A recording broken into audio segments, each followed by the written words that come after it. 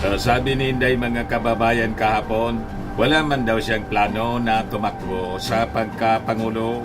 Yan po, Sara says she has no plans to run for president. Kahit po magplano kayo na tumakbo sa pagkapangulo, malabo na po. Lumabo ng lumabo yung pangarap mga kababayan na manalo sa pagkapangulo si Inday. Lalo na kahapon nang mag-attend siya ng budget hearing ng kanyang opisina, lalong dumilim. Nagbabagang mga balita at pagtamakay sa mga isyu ng lipunan. Pulsa, opinyon, para at paglalantad sa katotohanan. Pulsa, what you see is what you get. Unisan. Kasi lalo siyang nakilala ng ating mga mamamayang Filipino kung ano yung pagkatao ni Inday. Lalong linubog ni Inday sa kumuno yung kanyang sarili. Pero dyan, Mr. Maradillas, yung statement ni Inday, naniwala ka dyan? Yung tatay nga niya po, hindi maniwala. Lalo yun sa sinabi ni Inday, natatakbo yung kanyang tatay at dalawang kapatid sa pagkasenador. Sabi mismo ng tatay, maniwala ka dyan kay Inday. Dinajaming lang kayo niya ng todo. Anong gagawin namin dyan sa Senado? So alam ng tatay, mga kababayan, na si Inday isang sinungaling. Kaya sino maniniwala dito sa sabi niya, mga kababayan ngayon, na wala siyang plano na tumakbo sa pagkapangulo? Tatay nga niya, hindi maniwala sa kanya. Paano ba naman niya, Mr. Maravillas? Pareha silang dalawa. Ganon nga po.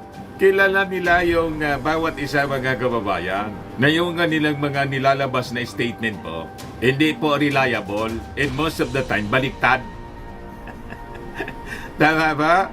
Mismong Sinday po nagsabi na yung pagiging honest niya, hindi man dapat nagiging base sa pagpili ng isang opisyal.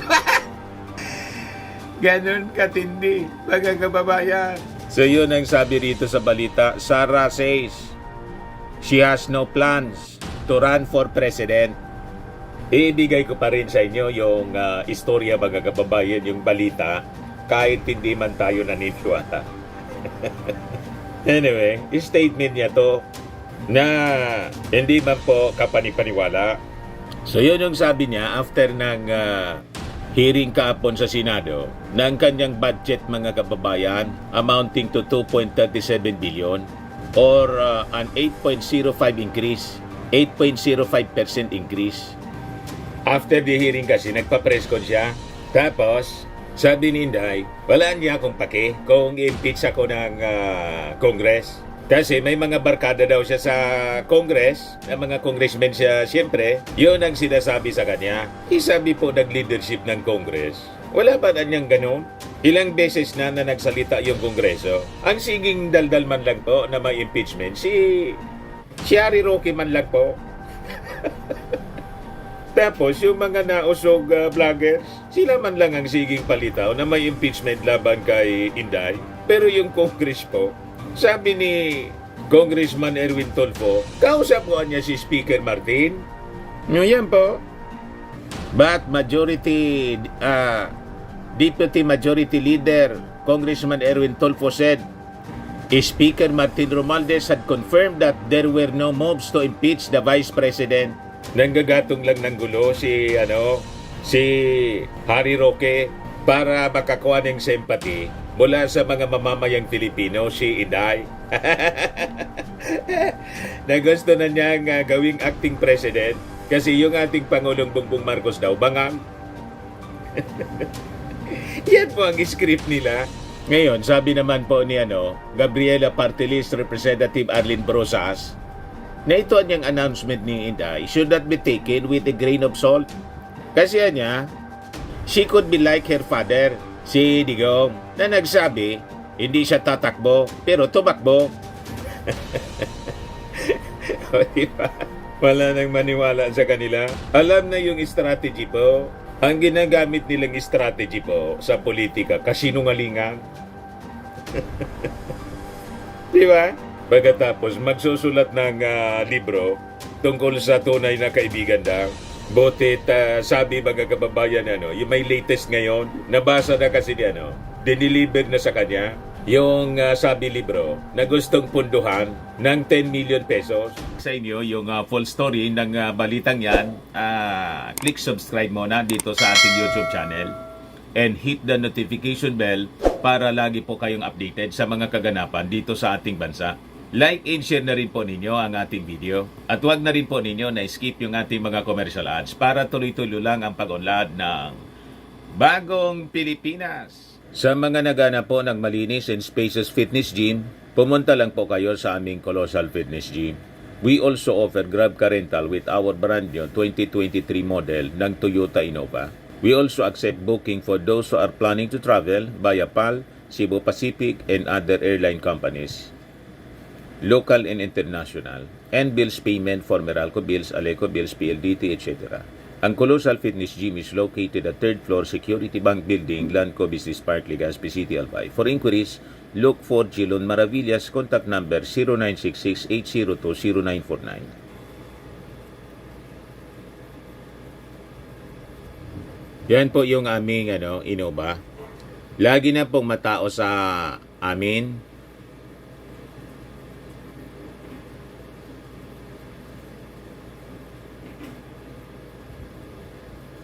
Yan po mga bagong clients namin.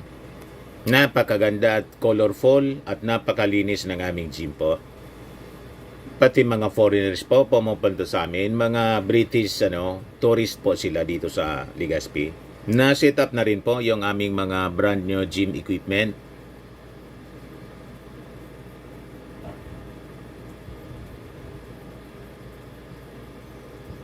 May treadmill na rin po kami. Ito naman po yung bago naming product na binibenta online.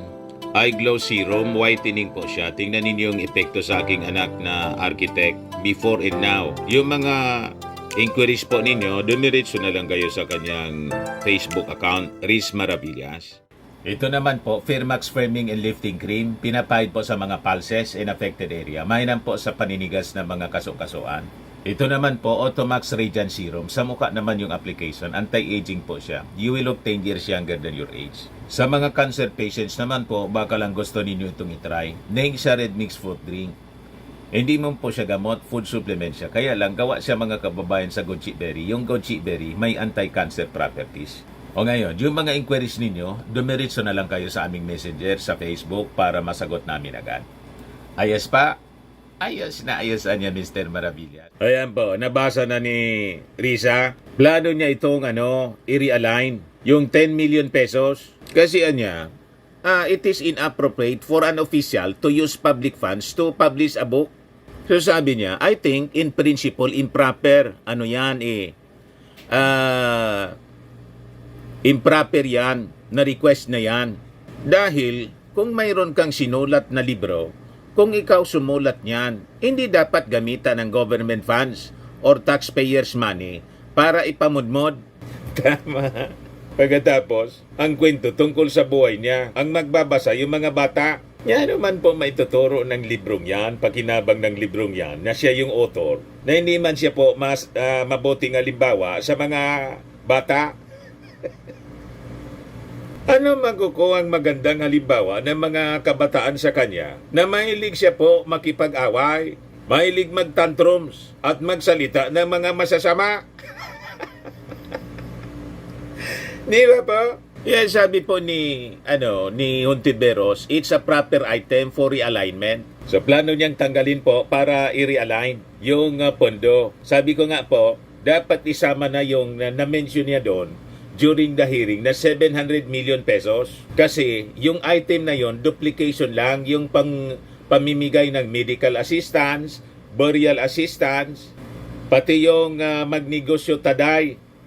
May programa na po niyan yung DOH, may programa na yung DSWD, pati yung dole sa magnegosyo kaday. So kinopya ni Inday, mga kababayan, yung mga programa ng line agencies para may rason siya na kumuha ng pondo. Tama ba yun?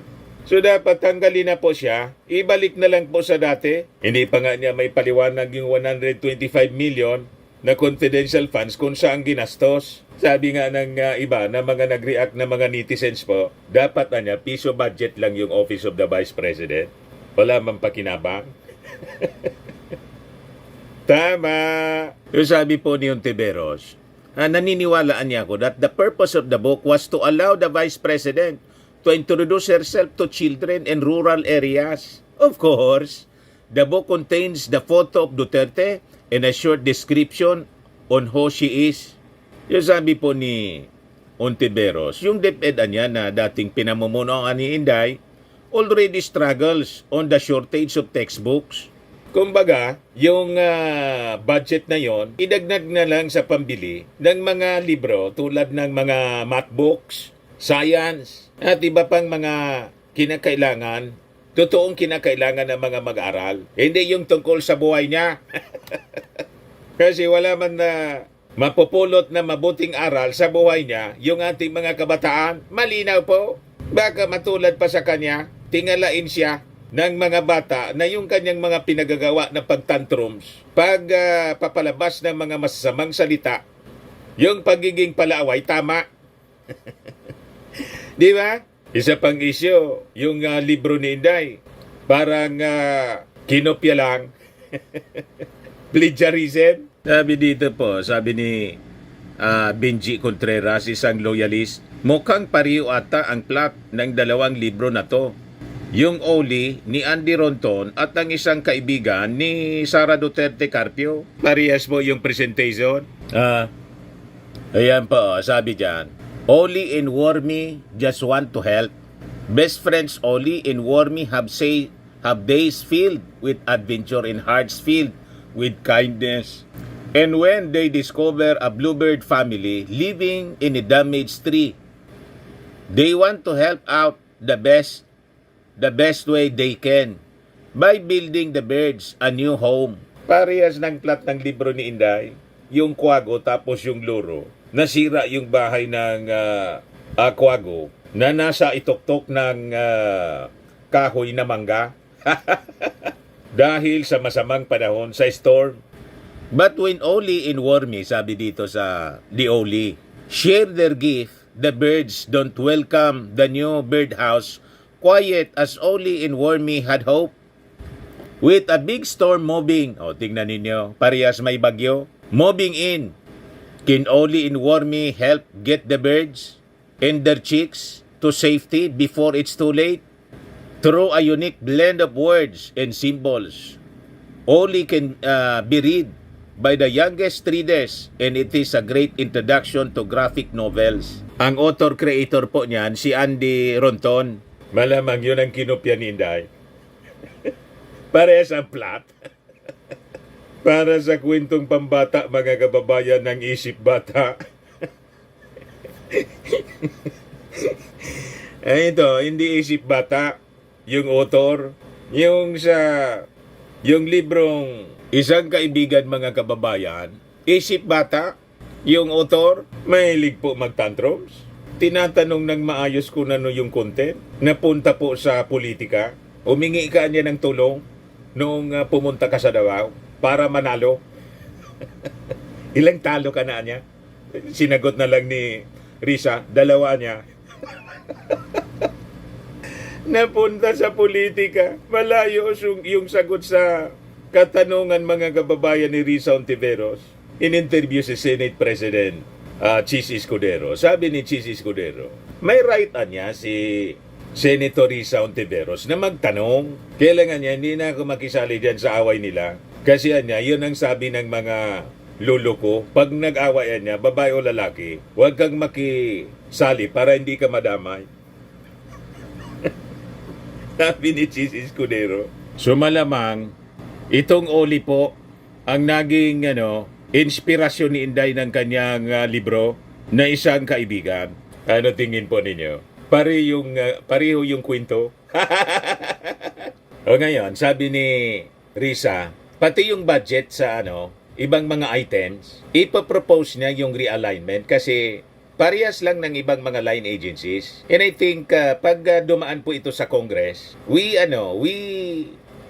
request Congress po na ganun din po yung gawin ninyo. Hindi po pwedeng ganito. Tanggalin ninyo yung budget sa mga items na hindi man po kailangan, Inday, kasi ginagawa na ng mga line agencies ya. Kaya sabi dito, the opposition senator said that she will also oppose to realign the budget for propose to realign the budget for the other OBP programs and place them in line agencies such as the Department of Social Welfare and Development, Department of Health, tapos DOLE. Hontiveros pointed out that the OBP had similar projects to the government's existing ones such as the medical and burial assistance as well as the livelihood programs. Tama! O ngayon, yung mga members ng Senate po, pag halimbawa kinontra yung proposal po ni Risa Hontiveros, pinaboran pa rin yung request ni Inday po. Kastiguin natin po mga kababayan sa 2025 election. Pag re-electionist po for senator, wag na nating iboboto sila. Jobless sila. Tayo yung employer, tayo yung may karapatan kung sino yung i-rehire natin o hindi.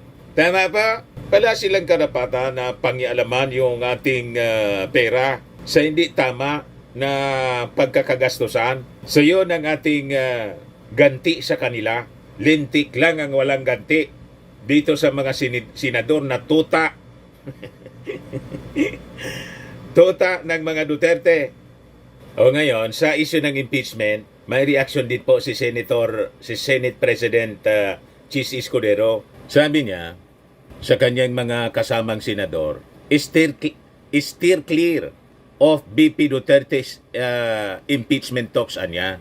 Kaya yung sabi ni Chis, sabi niya, walang pag-uusap sa kaugnay sa Senado dyan. At anumang pag-uusap ukol sa impeachment ay kikitilin ko sa Senado. Dahil anumang impeachment yan, uupo na makakarating sa Senado. Uupo kami bilang jury at jurors. Ika nga, para husgahan yan. Kaya marapat sa kada senador na huwag manghimasok sa anumang usapin ng impeachment at huwag pakialaman ang anumang usapin ng impeachment hanggat yan ay di nakakarating sa Senado. Tama naman po yung punto ni Chis Escudero kasi uupo nga sila na senator judges. So dapat wala silang sasabihin kasi pag ganun may prejudgment na kaagad. Wala pang ang kaso. Isabi nga natin, yung mga nagpakalat man lang, yung kampo ng mga nausog. Gumawa sila mga kababayan ng sarili nilang multo ng impeachment na ikinakataranta nila, ikinakatakot nila. Gawa kayo ng kwento pagkatapos natataranta kayo. Sinabi na ng Congress paulit-ulit na wala. Sabi ninyo mayroon.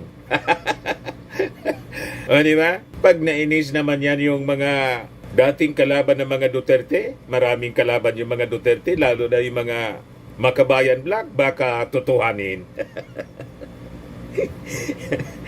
O diba? O ngayon, going back sa libro ni Inday, may paliwanag yung Office of the Vice President kung magkano. Yung printing daw, nasa 50 pesos per copy, sabi ng Office of the Vice President. Ayan po. So plano nila na mag-print ng up to 200,000 copies, sabi ni OBP spokesperson Michael Pua. But as you know, sa bidding, meron lang tayong estimate or approved budget of contract o yung selling. Pag binid out niya natin, bababa. But that's our ayon sa pag-aral. Yan ang estimate na nilatag o prinopose natin. POA clarified that the planned distribution of the book to students is not a form of early campaigning for Duterte, who said she has no concrete plans yet for the 2028 national elections. Pagdating sa pangangampanya, hindi po ito pangangampanya. Nasabi na ng ating Vice Presidente na malayo sa isip niya ang 2028 dahil marami pang pwedeng mangyari mula ngayon hanggang sa 2028. Sabihin mo yan sa tatay ni Inday na sabi ni Digong, maniwala ka man dyan kay Inday. Yung tatay mismo hindi maniwala sa pinagsasabi ng anak. Pagkatapos, gusto ninyo kaming papaniwalain. Tatay na yon, hindi maniwala kay Inday kasi pareha sila. Huwag kami po malinaw na political propaganda yung libro. Wala mang mapupulot na magandang aral yung mga mag-aaral. Tapos, saan ka po? Tama si Risa Ontiveros. Mali sa prinsipyo. May ginawa kang libro, may sinulat kang libro.